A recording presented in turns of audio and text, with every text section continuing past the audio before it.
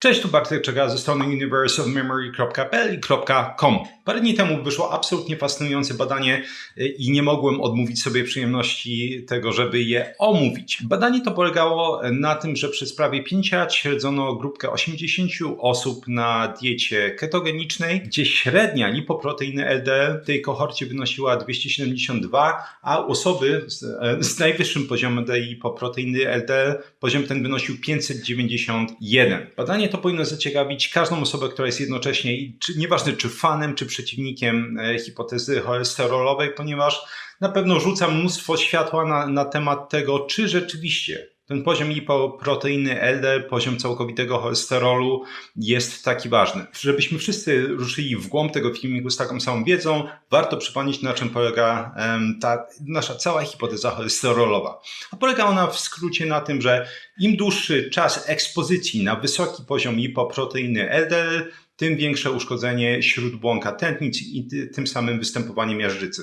Oczywiście mamy też wersje zmodyfikowane potem, że nie chodzi o sam poziom lipoproteiny LDL, chodzi choćby o wysoki poziom apoipoproteiny B i chodzi tutaj głównie o apoipoproteinę B100, która występuje nie tylko w lipoproteinie LDL, ale również w lipoproteinie IDL, czyli lipoproteinie o średniej gęstości, i VLDL, lipoproteinie o niskiej gęstości. Z badania na keto przejdźmy szybko na przerwę dotyczącą keto, a mianowicie przerwę dla sponsora tego odcinka, którym jest jak zawsze Mięsna Paczka. Mięsna Paczka, jeśli ktoś nie kojarzy, jest dostawcą mięsa z certyfikowanych ekologicznych polskich gospodarstw, gdzie mięso, no właśnie, jest hodowane, jak to zawsze mówię, jak Bozia przekazuje, mianowicie nie ma żadnych antybiotyków, nie ma żadnych boosterów wzrostu, hodowla odbywa się w naturalnym tempie. Mięsna Paczka działa w bardzo prosty sposób. Wchodzimy na stronę Mięsnej Paczki, wybieramy albo gotową paczkę, która nam pasuje, albo w rytm swoich kubeczków smakowych możemy sobie skomponować własną paczkę ze wszystkich produktów dostępnych w sklepie. Punkt drugi, wybieramy, gdzie taką paczkę dostarczyć. Punkt trzeci, cieszymy się mięsem dostarczonym prosto pod nasze drzwi. Ono jest pięknie zabezpieczone warstwą izolacyjną, schłodzone czy zmrożone suchym lodem. Można przełożyć je bezpośrednio do zamrażarki i wyjmować wtedy, kiedy jest czas coś ugotować. Warto jeszcze dodać, że od sierpnia również jest dostępny eko-łosoś, certyfikowany ekologiczny łosoś w Mięsnej Paczce, więc również warto rozważyć, czy nie dodać tego produktu do swoich zakupów. I jeśli ktoś jeszcze nie zamawiał w Mięsnej Paczce, to z kodem BARTOSZ10 jest 10% zniżki na pierwsze zamówienie. Dzięki piękne jeszcze raz Mięsnej Paczce za sponsorowanie tego odcinka i lecimy dalej. I o ile hipoteza ta nie neguje, że są inne czynniki, to wysoki poziom lipoproteiny LDL, który tym samym będzie podwyższać całkowity poziom cholesterolu, jest traktowany jako główny czynnik sprawczy powstawania miażdżycy. I oczywiście ja na kanale omawiałem różnego rodzaju absurdy, które tak naprawdę są związane z tą hipotezą. Między innymi podczas postów u osób z normalną wagą będzie dochodzić do gwałtownego podwyższenia zarówno apoipoproteiny B100, jak i lipoproteiny LDL. Nieważne, czy będziemy pościć 16 godzin, czy dobę, czy 2, czy 3. W tym czasie ten poziom tych hipoprotein może podwyższyć się nawet o parędziesiąt procent u osób otyłych, natomiast może spaść. Natomiast jeśli już masz normalną wagę, to tak naprawdę twój poziom tych hipoprotein potrafi podczas postów gwałtownie wzrosnąć. Oczywiście, co powinniśmy widzieć? Minimum jakieś negatywne skutki tego. Natomiast jak omawiałem w tym filmiku na przykładzie dziesiątek badań, nic takiego się nie dzieje. Podczas postów to, co się dzieje, to gwałtownie poprawia się funkcja śródbłonka tętnic. Zaczyna się obniżać ciśnienie. Generalnie całe mnóstwo różnego rodzaju markerów, które omawiałem w tym filmiku, ulega poprawie. Więc to już oczywiście, zgodnie z zasadą falsyfikowalności w nauce, powinno dawać do myślenia, że może ta hipoteza nie jest prawdziwa, albo przynajmniej, jeśli mielibyśmy do czynienia z naukowcami, musielibyśmy dojść do prostego wniosku, że hipoteza ta przynajmniej nie jest prawdziwa w określonych sytuacjach, między innymi w sytuacjach postów, tak? Bo tam jeśli dochodzi do gwałtownego podwyższenia poziomu tych hipoprotein i dochodzi do gwałtownej poprawy stanu śródbłonka tętnic, coś tutaj się nie klei, prawda? Ale też z kolei w tym filmiku omawiałem, że co ciekawe, poziom cholesterolu, poziom lipoproteiny LDL podwyższa się, mówiąc ogólnie, właśnie u osób z normalną wagą. Czyli jeśli jesteś otyły, czy bardzo otyły i zaczynasz chudnąć, poziom na przykład hipoproteiny LDL może się obniżyć. Natomiast im bardziej będziesz chudnąć, dochodząc aż do normalnej wagi, do normalnego indeksu masy ciała BMI, może się okazać, że ten poziom cholesterolu całkowitego poprzez m.in. ilość hipoproteiny LDL i HDL będzie rosnąć. A więc to jest kolejny absurd, no bo jeśli tak naprawdę chudniemy, to znaczy, że poprawia się ciśnienie, poprawia się m.in. krzepliwość krwi, poprawia się poziom insuliny, poprawia się poziom glukozy. Innymi słowy, poprawia się całe mnóstwo czynników, które są traktowane jako niezależne czynniki w powstawaniu miażdżycy. Ale jednocześnie ta jedna zmienia się na niekorzyść. Tak więc generalnie mówiąc, że hipoteza ta jest dziurawa, to jest nic nie powiedzieć. To jest jakby ktoś się swajdał po prostu gwoździami na łodzi. Generalnie to się nie trzyma ani kupy, ani na powierzchni. Natomiast właśnie teraz omówimy sobie badanie, gdzie testowano, jak ten naprawdę wysoki poziom lipoproteiny LDL wpływał na powstawanie blaszki miażdżycowej. Badanie zostało opublikowane na koniec sierpnia tegoż roku, więc 2024 i badanie polegało na sprawdzeniu, jak bycie na diecie ketogenicznej przez 4,7 roku w grupie 80 osób o bardzo wysokim poziomie lipoproteiny LDL będzie wpływało na występowanie blaszek miażdżycowych zarówno twardych, jak i miękkich.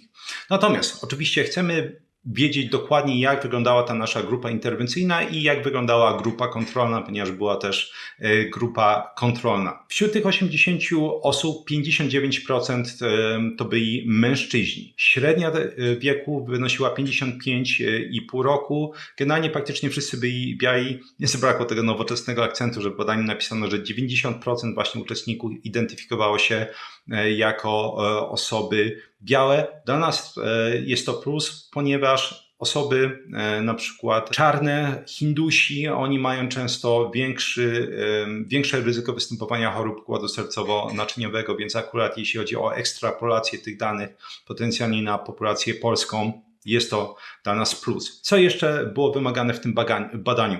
Generalnie minimum przez 2 lata przed przystąpieniem, wzięciem udziału w tym badaniu, poziom lipoproteiny LDL u uczestników musiał wynosić minimum 190 mg na decylitr. Kolejne wymaganie było takie, żeby ciśnienie, jak i glikemia, czyli poziom glukozy, były normalne u tych osób. Czyli innymi słowy, wiemy, że były to osoby zdrowe metabolicznie. Bo to właśnie badało badanie, czy jeśli jesteś osobą zdrową metabolicznie i jesteś na diecie keto i ci wywindowało cholesterol, czy to będzie wpływać na powstawanie właśnie miażdżycy. Jakie były jeszcze wymagania? Sprawdzenie, czy taka osoba będzie cierpiała na hipercholesterolemię rodzinną. Jeśli cierpiała, nie mogła wziąć udziału w badaniu, więc wiemy, że poziom właśnie wysoki poziom lipoproteiny LDL nie wynikał z tej choroby przypadłości hipercholesterolemii rodzinnej. I ostatnie wymagania, ponieważ badanie skupiało się na fenotypie tak zwanym lean mass hyperresponder, czyli właśnie tacy hiperresponderzy, osoby, które bardzo mocno reagują właśnie podwyższaniem poziomu lipoproteiny LDL mimo niskiej masy ciała czy normalnej masy ciała. I więc trzeba było być takim lean mass hyperresponder i oczywiście kwalifikacja tego to była lipoproteina LDL powyżej 190, poziom lipoproteiny HDL powyżej 60 i poziom trójglicerydów poniżej 80 mg na decylitr. Co jeszcze musimy wiedzieć o tych 80 śmiałkach? Więc osoby te przed przystąpieniem do badania, które jeszcze raz przypomnę trwało 4,7 roku, były już na diecie ketogenicznej 4,7 plus minus 2,8 roku. Osoby o najdłuższym stażu były na tej diecie ketogenicznej 12 lat. Ale co ciekawe, przed przystąpieniem były dostępne ich dane medyczne. Przed przystąpieniem do diety ketogenicznej ich poziom średni lipoproteiny LDL wynosił 122 plus minus 36 mg na decylitr. Natomiast podczas przystąpienia już do tego badania, po tych paru ładnych latach na diecie ketogenicznej, ich średni poziom lipoproteiny LDL wynosił 272 plus minus 91 mg na decylitr. Tak jak wspominaliśmy, była jedna obserwacja skrajna, czyli osoba, która miała ponad 590 poziom lipoproteiny LDL. Co było tutaj grupą porównawczą? Grupa porównawcza to była kohorta, czyli właśnie taka grupa osób, próbka statystyczna z badania Miami Heart, które odbyło się no parę lat wcześniej, dosłownie parę. Jaki był średni poziom lipoproteiny LDL w tej grupie Miami Heart? On wynosił średnio 123 plus minus 38 mg na decilitr. Czyli innymi słowy, był drastycznie o 100 parędziesiąt punktów niższy ten poziom lipoproteiny LDL w grupie porównawczej, w grupie kontrolnej właśnie tej Miami Heart. Jeśli chodzi o ciśnienie, jeśli chodzi o poziom glikemii, one również w tej grupie kontrolnej, bo oczywiście tak powinno być, było normalne. Jeśli chodzi o indeks masy ciała, był on niższy w grupie keto, wynosił średnio 22,5 plus minus 0,2 kg na metr kwadratowy, natomiast w Miami Heart wynosił 25,8 plus minus 3,6. Innymi słowy, grupa keto, trzeba to podkreślić, była jednak trochę, przynajmniej jeśli chodzi o wagę, zdrowsza metabolicznie i widać to też po innych parametrach. Poziom lipoproteiny HDL średnio w grupie keto wynosił 90 plus minus 20 mg na decilitr. W grupie Miami Heart wynosił 63 plus minus 19 mg, czyli zdecydowanie HDL było tutaj wyższe w grupie keto. Jeśli chodzi o poziom trójglicerydów, wynosił on 64 plus minus 23 mg na decilitr w grupie keto, natomiast w grupie Miami Heart 96 plus minus 45 mg na decilitr. Warto tutaj podkreślić, nie tak dawno, bo chyba 2-3 miesiące temu zmieniły się kryteria dotyczące poziomu trójglicerydów nadczo. Wcześniej jakikolwiek poziom trójglicerydów nadczo poniżej 150 mg na decilitr w Polsce był uznawany za normalny, tam w wielu innych krajach. Obecnie ten poziom jest uznawany za normalny do 100. Czyli tak naprawdę, trzymając się tych nowych kryteriów, też warto tutaj zaznaczyć, ta grupa keto była jednak zdrowsza zdecydowanie metabolicznie. I oczywiście to jest też coś, co ja już mówiłem tutaj w innych filmikach, mianowicie w tym, że zdrowie metaboliczne można bardzo łatwo poznać po lipidogramie. W skrócie, jeśli masz wysoki poziom lipoproteiny HDL, jeśli masz niski albo bardzo niski poziom trójglicerydów, i to oczywiście najczęściej wiąże się z podwyższonym poziomem lipoproteiny LDL, to już mamy bardzo dobre oznaki tego, że jesteś zdrowy metabolicznie. Jeśli powiążesz to z innymi badaniami, na przykład sprawdzisz swoją masę ciała, sprawdzisz swoje ciśnienie, insulinę nadczo, glukozę nadczo i tak dalej, jest oczywiście opisane w tym filmiku, to możesz mieć już całkiem dużą pewność, że jesteś zdrowy metabolicznie. Tutaj, mimo drastycznie wyższego poziomu i całkowitego cholesterolu i lipoproteiny LDL, grupa keto była jednak trochę zdrowsza metabolicznie niż grupa kontrolna i to trzeba podkreślić. Ta grupa kontrolna to była taka, bym powiedział, typowa grupa osób, które jakoś tam dbają o swoje zdrowie i też przyjmują się oczywiście cholesterolem. I najważniejsze, chcemy również wiedzieć, jaka była linia bazowa zwapnienia tętnic przed rozpoczęciem tej prawie 5-letniej obserwacji, ponieważ bez tego tak naprawdę, no co byśmy widzieli? Nic. W grupie keto, gdzie przypominam było 80 osób, wykryto u 44 osób, więc to jest 55% całej grupy, wynik CAC, czyli to jest Coronary Artery Calcium Score, czyli jakby stopień wykrycia wapnia, czyli zwapnienia tętnic na poziomie 0. Czyli innymi słowy 44 osoby na 80 w grupie keto nie miały żadnych zwapnień.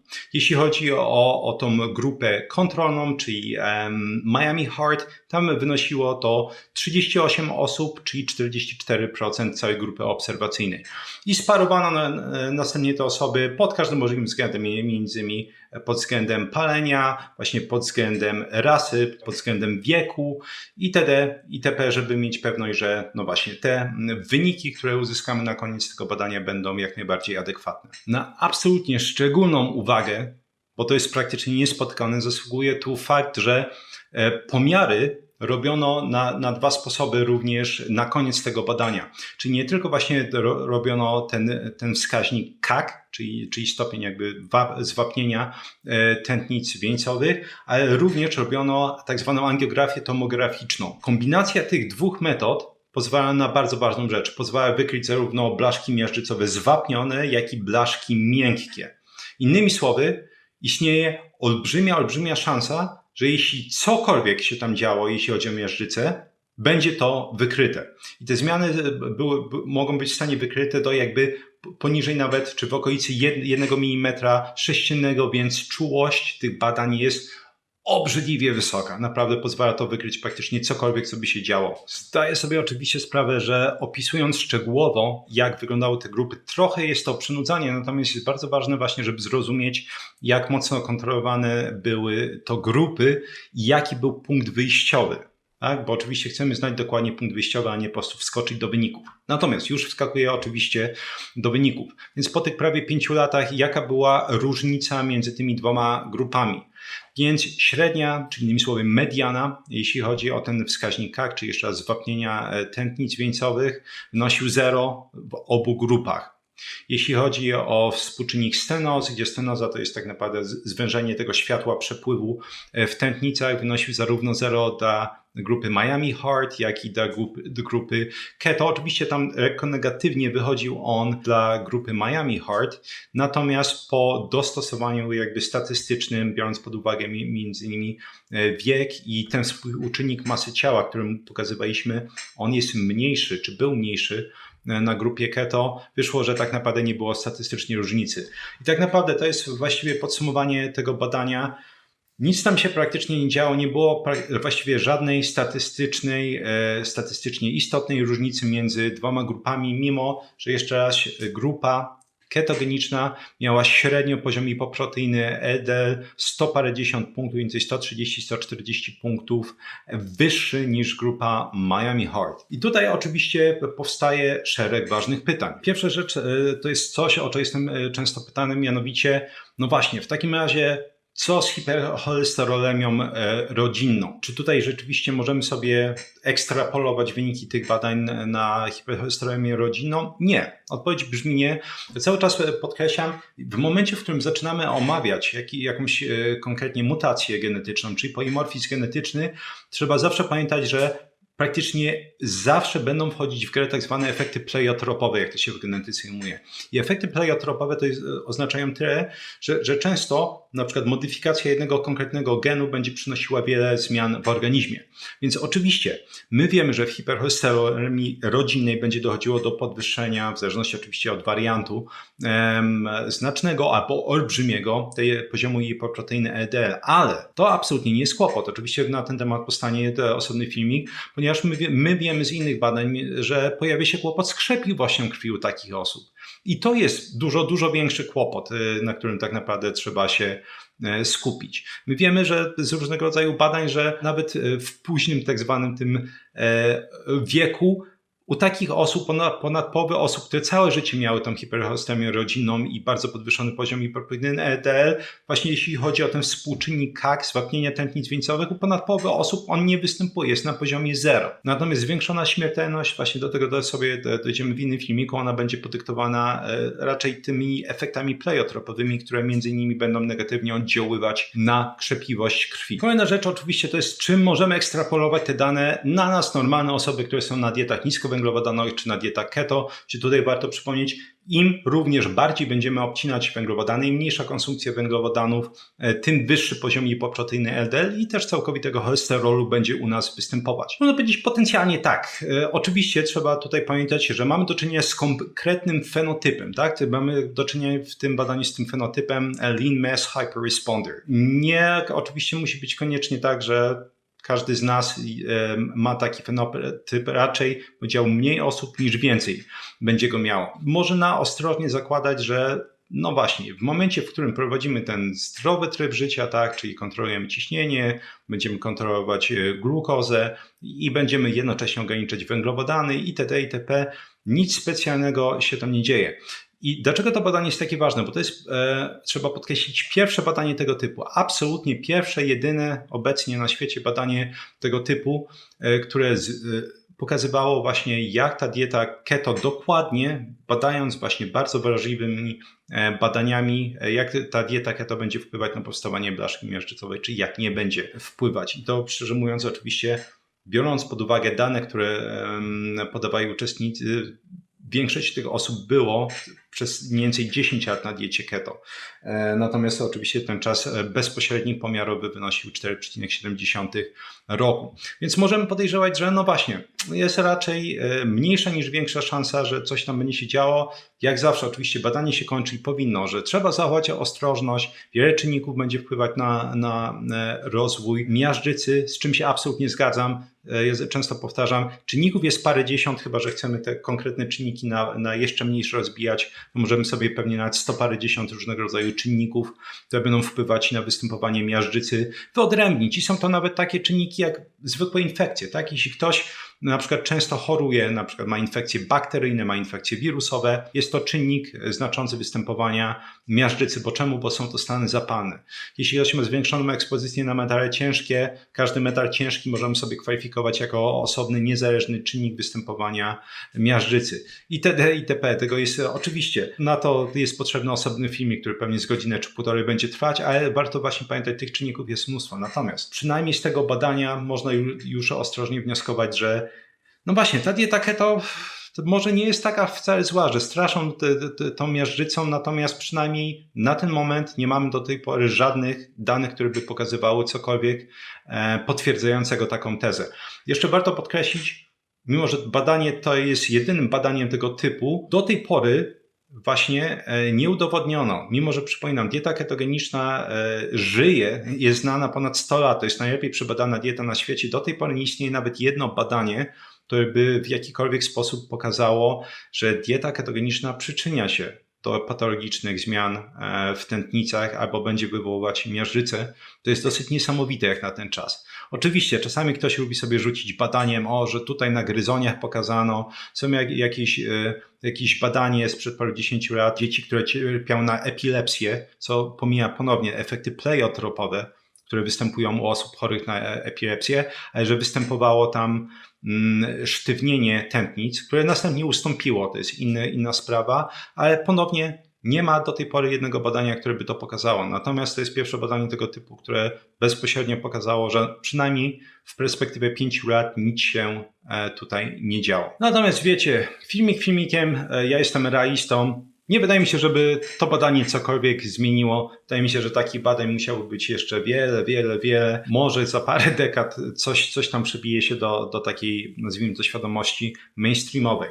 W praktyce jest tak, że to wyjdzie to badanie, to ludzie będą jak zawsze przerzucać się gównem, że nie, to nie działa, bo bla bla bla, to działa, bo... I każdy zostaje na koniec przy swojej opinii, bo niestety taka jest najczęściej prawda. Niemniej, jeśli masz jakiekolwiek właśnie swoje obserwacje, na przykład ty robiłeś pomiary właśnie tego wskaźnika zwapnienia tętnic wieńcowych będąc na keto, masz swoje odczucia, obserwacje, pytania, jak najbardziej umieszczaj w komentarzu i daj mi znać, co sądzisz ogólnie o tym badaniu. Oczywiście jak zawsze linki do badań, do których się odnosiłem będą znajdować się w opisie.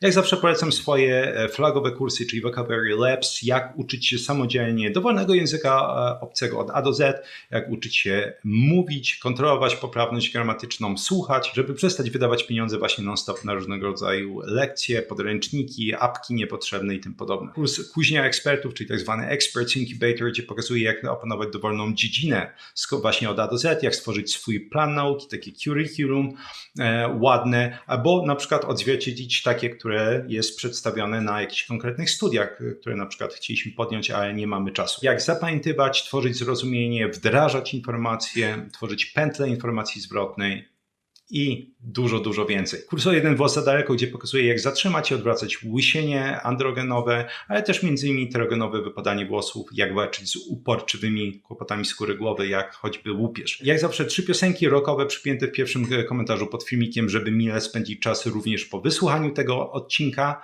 Z kolei jeśli rozwiniesz opis, jest link do mojego newslettera, można go kliknąć, wprowadzić swój adres mailowy i tam wysyłam artykuły z kolei właśnie na temat języków, pamięci, badań naukowych i ich interpretacji, jeśli też Cię to interesuje. I oczywiście na koniec, jeśli podobały Ci się informacje, które przekazałem w tym filmiku, chciałbyś je szybko przyswoić, one są dostępne w formie łatwych, wygodnych fiszek elektronicznych i ta opcja jest dostępna dla patronów. Patronat kosztuje 40 zł miesięcznie i właśnie można sobie ściągnąć fiszki do tego filmiku i ostatnich praktycznie 100 innych filmików, bo aż tyle się tego zebrało i z tych fiszek można właśnie przyswajać te wszystkie informacje, jeśli no właśnie komuś się to z jakiegokolwiek powodu przyda. Dzięki piękne za wysłuchanie tego odcinka i do usłyszenia w następnym.